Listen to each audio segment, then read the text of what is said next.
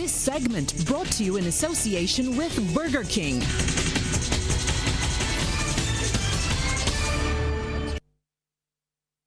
Well, after almost 2 months of vacation, Best Man is back in the hot seat over there in the Sports Center. Good evening to you, Best Man. Good evening to you, Lisa. No wonder you were breathing so hard. You're so happy to see me. I am.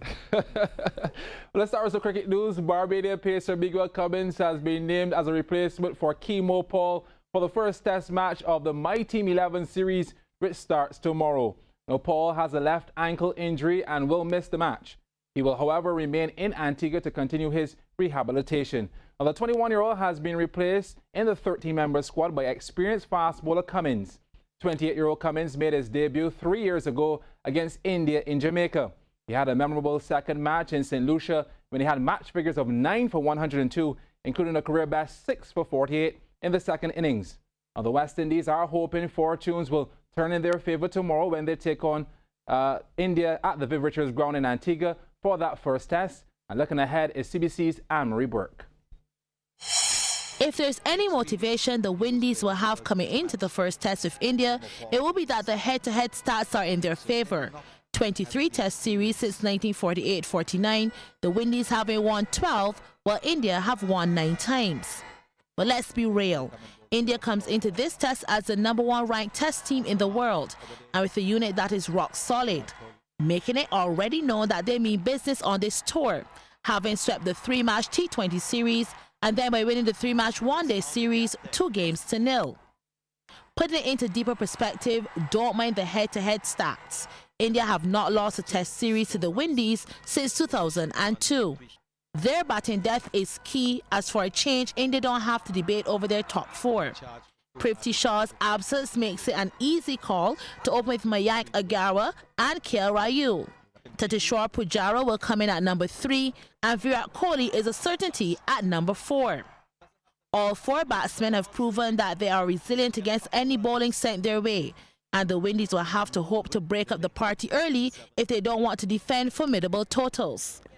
And speaking of Kohli, who wears a skipper's hat, he's in with the chance of becoming the first Indian captain to clinch 2 test series wins in the West Indies. He has always been a big advocate of playing 5 bowlers, as the key to winning test matches is 20 wickets.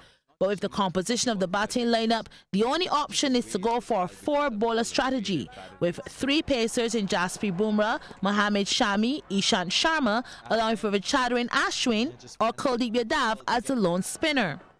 But no matter the strategy, I'm not counting out the regional boys, who have a much more balanced team than before. West Indies captain Jason Holder is hoping he and his fast bowling teammates could continue the good work shown during their last test series, which was a 2-1 victory over England back in February.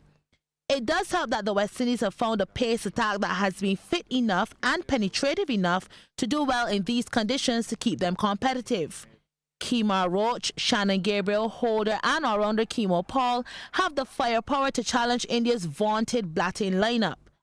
But let's not count out Roston Chase. He's a steady off-spinner with 50 test wickets. He can quietly do damage.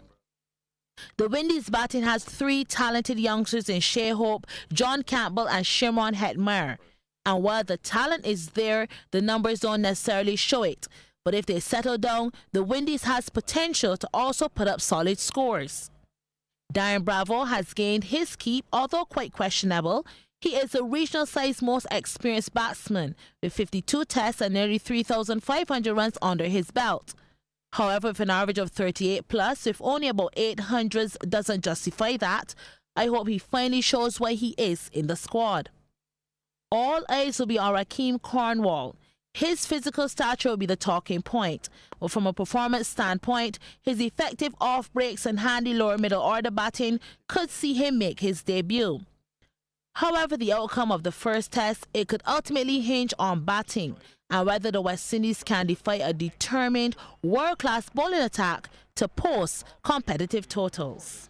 Anne-Marie Burke, CBC Sports. Barbados top women's squash player Megan Best had to settle for the silver medal in the women's singles final in Guyana last night. Best went down in straight sets to Nicolette Fernandez of Guyana 11-2, 11-2, 11-5. That's 2 medals now for Best, as she also won gold along with Amanda Hayward in the women's doubles. Meanwhile, Barbados won bronze in the mixed doubles rec combo match, and Kieran Meekins lost their semi-final encounter to Charlotte Nags and Chase McQuan of Trinidad and Tobago 11-10, 11-10. They and the other duo that lost the semi-final match were all awarded the bronze medal. Now, YMCA Wildcats registered a big 27-point win over Northside Ballers in the under-19 division of the BABA Summer Jam tournament at the Clapham Hard Courts. Lady Tridents and Pelicans were also successful in their under-16 fixtures. TBC's Sean Green reports. The girls against the boys in this opening encounter. Lady Tridents against the Towers in the yellow. Rashid Moore pressing in the paint for two. The girls, though, were always there with them. Zara Ashby answering the call. And what about this fancy play by Rebecca Simpson, sifting through the Towers like wheat, collecting 2 points in this close game. Moore answered back from beyond the arc, sinking a three. The Towers actually led 19-15 at HT, but started badly in the second half. Oops, that's not what he wanted to do. Simpson had a clear path, pulling up with the jumper to get her team back in the game, as the Lady Tridents went on to win this encounter by just 4, winning 38-34. Game 2 featured the Pelicans and the Flights in the yellow, who started well in this game. But Pelicans were just as sharp, or even sharper with their shooting. That's 3. Flights find Connor Sullivan, and he delivers from beyond the arc as well. But Pelicans always had their noses in front and just kept it that way throughout the game. An easy win for them on the night, winning 60-43.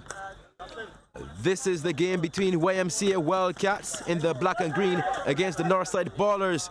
Joanne Yearwood using his long levers to good effect.